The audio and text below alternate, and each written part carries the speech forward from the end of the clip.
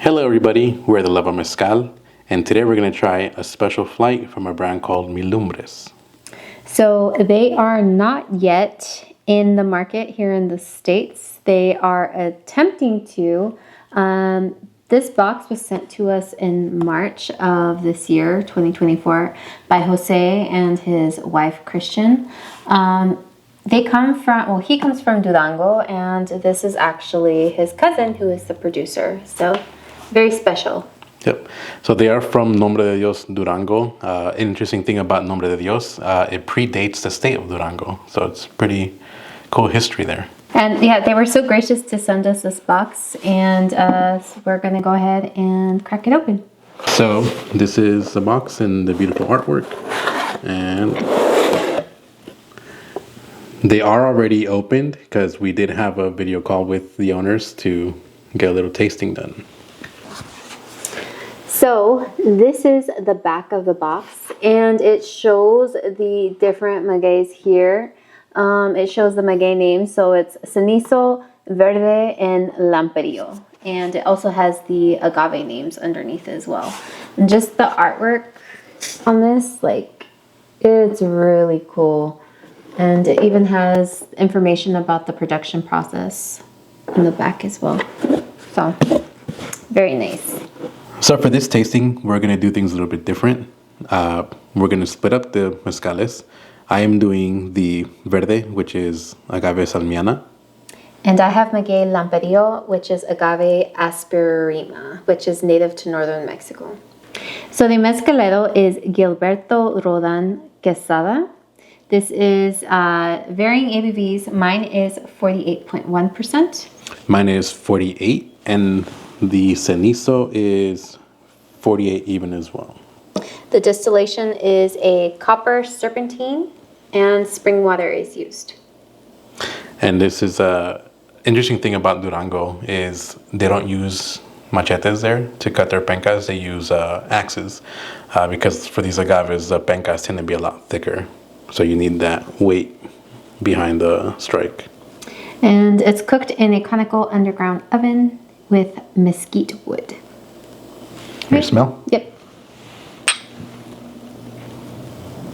Ooh, it smells like buttery and chives, but very soft chives. Mine is like really sharp chives and a little bit of like lactic-y, almost sour creamy. There's like some green bell pepper in there too. Mine smells really good. It reminds me of a baked potato. Right. Salsita. Salsita. Mine's kind of sweet. Slight green, but it's very, very soft. Like it's very subdued. Yeah, I got a little sweetness on mine too, but it's more like if you have like a baked sweet potato, the little oil that comes out of the sweet potato, it's like that sweetness from it. It's like a little warm. It has a really good mouthfeel. Mine is a lot sharper on the nose than it is on taste. These are like opposites for them. I don't know why now it's reminding me of like grape nerds. Which is weird. Interesting. I'm getting a little bit of stone fruit on mine. This is very, very subtle. Why does this remind me of my childhood now? Did you have this in your childhood? Yes, I was drinking mezcal from Durango in my childhood. You're drinking Lumbres when you were a child. No, I was a little nerds fiend. I loved nerds as a kid, and I really liked the purple ones. Interesting. No, 48.1%, and this is drinking really soft. It's not, I'm not getting a lot of heat on it. It's just very pleasant to drink. What about you? I think mine has like a medium finish. There's no heat on my, it's kind of just staying on the tip of my mouth. Like there's not on my chest, not in my throat. It's very pleasant to drink. It's very, it's one of those that it's kind of dangerous because it all like the heat stays there, so you're not feeling it here. So it just makes it easier to keep drinking and drinking. Which, I mean, it's a good thing and a bad thing because it's a really good mezcal, but And the higher end of ABVs, so. Yeah, it's oh, now I'm getting a little bit of heat creeping up in my chest, but not a lot though.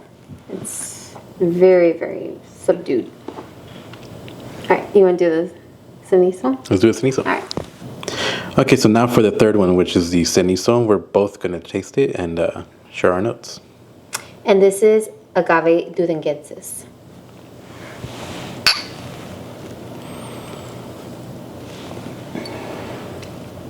This is a little, in a good way, this is like a little like spoiled fruit. Like overripe. Peaches? Yes, stone fruit. I was going to say stone fruit. Yeah, peaches. Yeah, like if they've been sitting in a bag too long, you know, like you Yeah. forget about them. Get a little, bruising, dark spot. But it smells also...